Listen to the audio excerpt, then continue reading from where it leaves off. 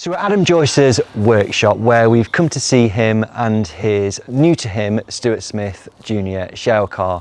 It's the day before Bradford where Adam will debut it tomorrow night. We're going to talk to Adam about the car, how he's come to have it and what his expectations are for the season ahead.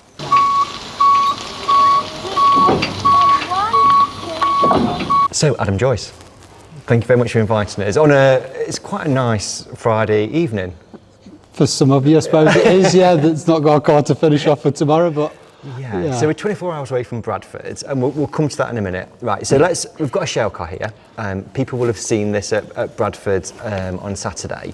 You and I spoke at the NEC 2023. Yes. And you'd kind of just started in Formula One, just on tarmac, and we were having a chat, and I was saying, what about Shale? And you were like, no, not interested. Move on a little bit. And here we are. So what has changed? I don't really know, to be fair. Just just gets carried away, doesn't it? And you just keep trying to push. And to be honest, the tarmac scene's a bit. There's a bit too much work in the garage, to be fair, and I can't really justify it. So this is what pushed me to the Shale. I've done a couple of Shale meetings, one in the tarmac car and one in a Gilbank car, and the most I've enjoyed racing in F1, to be honest. So it sort of pushed me that way, I think. And then obviously money-wise, there's a lot tied up in it now. But in hindsight, I wish I'd have probably brought a Shale car to start with, and then but now I've obviously invested in both. Yeah. I'd ideally sell the tarmac car, but then you can't, because then you will find us on Skegness, and So. Okay, so that explains kind of why we've gone down the Shale route, which is brilliant. If we just kind of go back a little bit, so you're quite well known in oval racing. I think A, Formula One, and B, from V8s, which is kind of where you made your name, sort of V8 World Champion 3 times. You had a great career in V8s. Yeah, I did, yeah. To be fair, I probably wish I'd stuck at it now, and I might have some money in my pocket. But But I saw you at Ivan's garage. He was round the corner from me when I lived in Long Eaton, and saw you there. And I can remember at the time and doing really well in V8s, and I was kind of thinking, any chance of Formula One? It was like, no, it's not. So why did we go into Formula One? What was there? It was always like a dream of just not mine, just the families and. But the funds weren't there, to be fair. So we just had to do what we could afford, and then. Set up working for myself, and then you earn a bit and pay a bit, and then we just ended up working 7 days a week, and we just needed an excuse to get away from work, really. But and then my dad passing, it was like one of his dreams for us to do it. So it sort of pushed us, I suppose, and we're here now, aren't we? We are, and we're invested. Massively. Yeah. So 2022, back end of 2022, you came into Formula One on tarmac. Came in at red. I think you came in at red, because obviously with the V8 piece. Do you think there was an expectation on your shoulders to do really well? Because everybody's going, there's Adam Joyce, V8 World Champion 3 times. Did you kind of think that when you came in? Not necessarily, to be honest, because I think I had 4 or 5 years out of it anyway, and I don't really think of stuff like that, to be fair. Probably used to when I had like big sponsors that wanted to help and stuff, that you feel a bit more pressure. But as for F1s, it's just pretty much me and my brother. So you've got Ivan. Well, it's not too bad in the Shale job, is it, Tom? I get earache off him, but Shale is not so good. So should I say? So back in 2022, like I say, Formula One, and was it a lot different to what you expected it was gonna be? Yeah, definitely. I didn't think it'd be as hard. Mainly maintenance and just like car setup, brakes, and I think the cars just certain things aren't good enough for them, and then you end up throwing a lot of bits at it to try and make it better. And that's why I just don't really justify that on tarmac and. Like brake discs every couple of races, it's a bit ridiculous, to be fair, sometimes. So is the driving style very different to V8s to Formula One? I mean, they're a stock car that similar looking, but very similar, to be fair. The bit agricultural-ish, and but obviously a lot more power. So But then you've got better tyres. So yeah, similar I suppose, yeah. Because I thought personally, sort of from watching racing last year, it was almost like towards the back end of 2023, you kind of almost, it felt like you got to grips with it. You were properly involved in stock car races, certainly last Hednesford, I remember that, do you know what I mean? You're really up there. Yeah, learned a lot last year. I had a bit of a bad year because the engine failed at the start, so I had most of the year out. And then we're sort of trying to find a feet, and then obviously this has sort of come along, and then it's I'm not really interested in the tarmac car, to be fair. So it's a bit of a shame, I suppose. 1 step forward, 2 steps back a little bit, but it's more just about enjoying it for myself, really. So hopefully this will bring that back. So 2024, got a Shale Car. So people will recognise the shape because it's quite a distinctive shape. So what's the story behind this car and you having it? Same when I brought the time. I wanted like a decent proven car to start with. I think sometimes you can waste a lot of time and money on something that's not right. So I wanted something decent. Tarmac car wasn't amazing. It was a bit of a runt. You call them dogs? No, it was just like a bit of a hybrid. It got all sorts of axles and bits and bobs on it, and so it wasn't what it should have been. And then, so that's what sort of held us up on buying a car anyway, because just wanting the right deal to come along. And hopefully this is the sort of thing we want, really. There's not many of them about, so and Stuart used to do well, didn't he? So what's the history of this car in particular then? So this car's from Holland. I think it's done 10 metres, maybe a couple over here.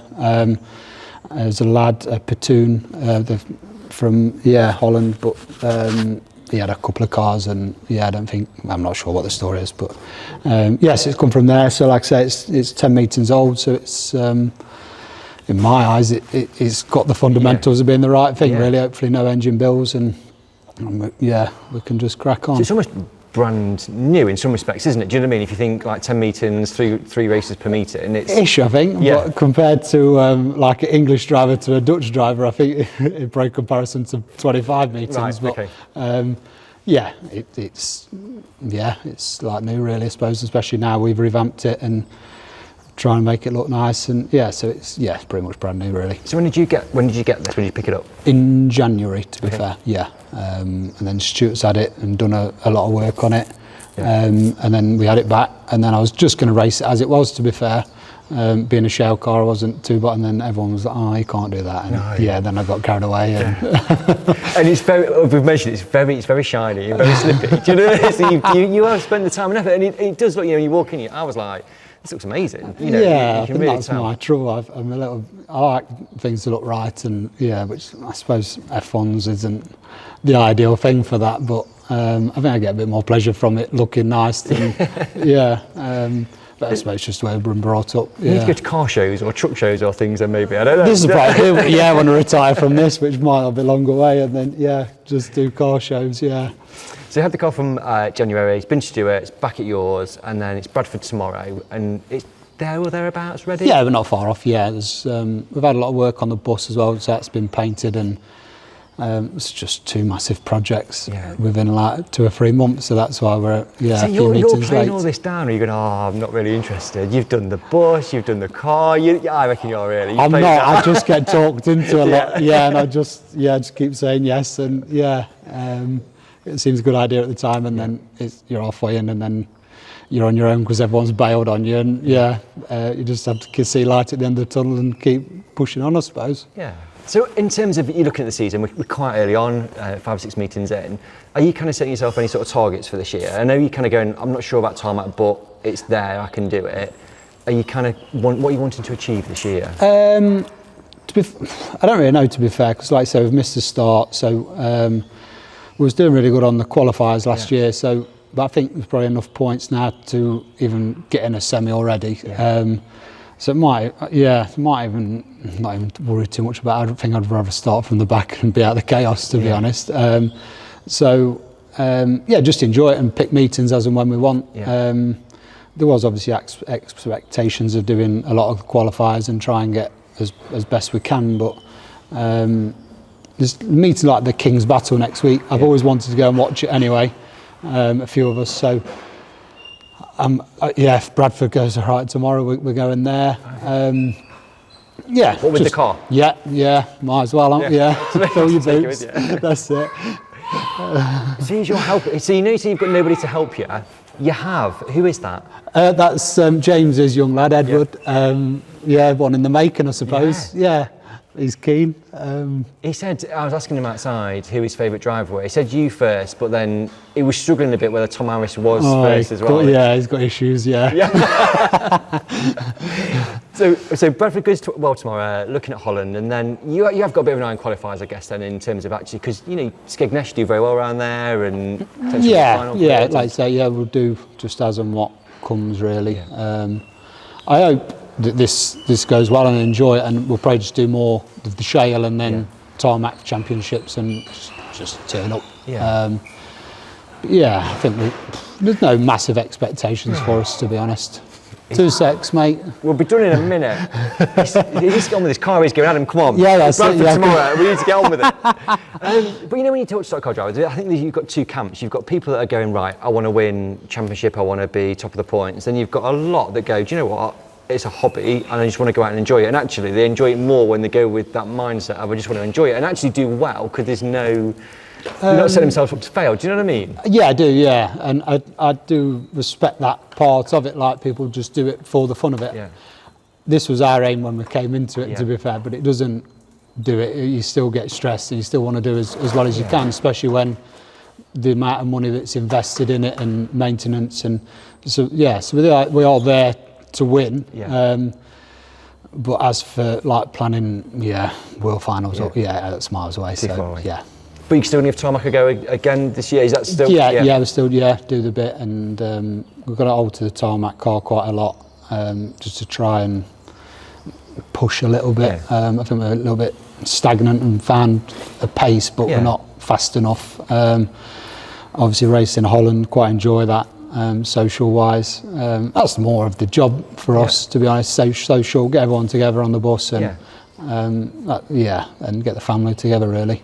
I've spoken to a couple of drivers who've done car refurbs this year, and kind of said we've done it because we just need to find that a little bit more. So it's easier to kind of almost strip it like right back and then go, right, let's just go again and try this. Yes, I'm not in that boat, to be fair, because I do maintain to as new, really.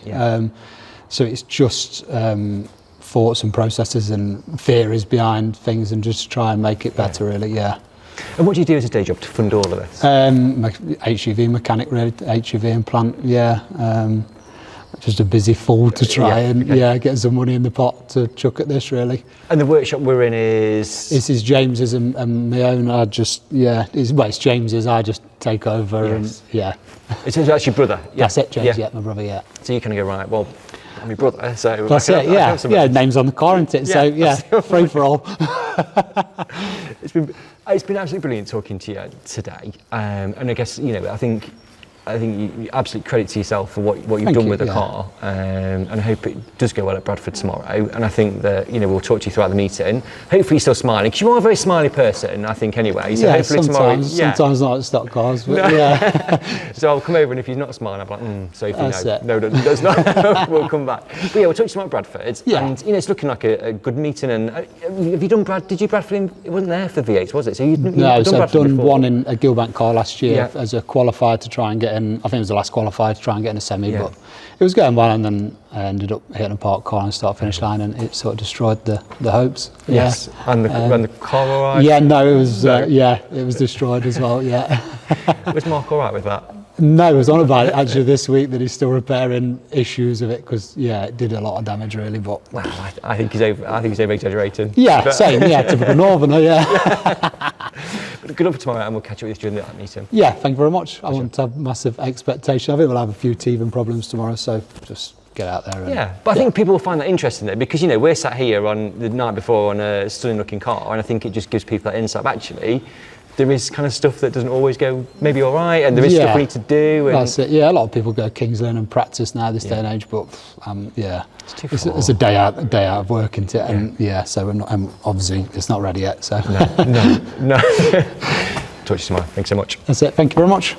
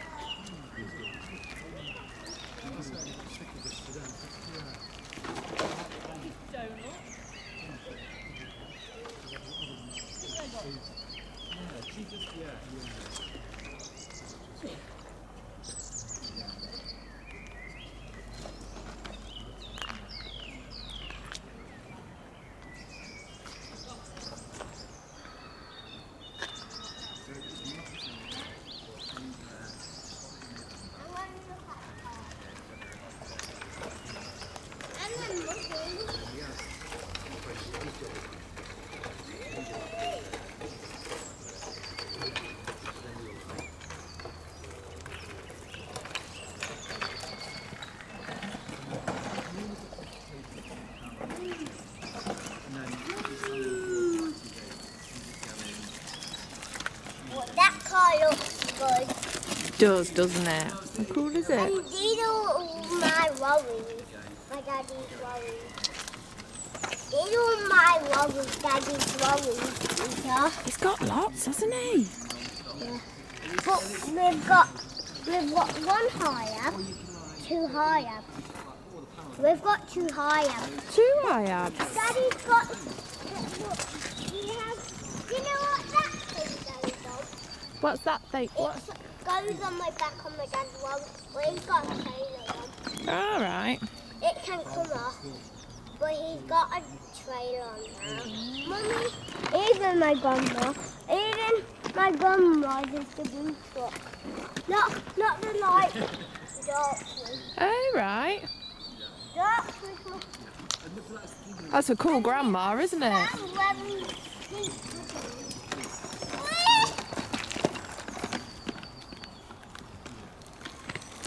And those yellow ones, that blue one and that black one and that white one Yeah. is not my daddy's. But my daddy's van is there. He goes home in that. Oh, does he? Yeah. Does he pick you up from school in it? What? Does he pick you up from school? Yeah. But not anymore. Sometimes he does. All right.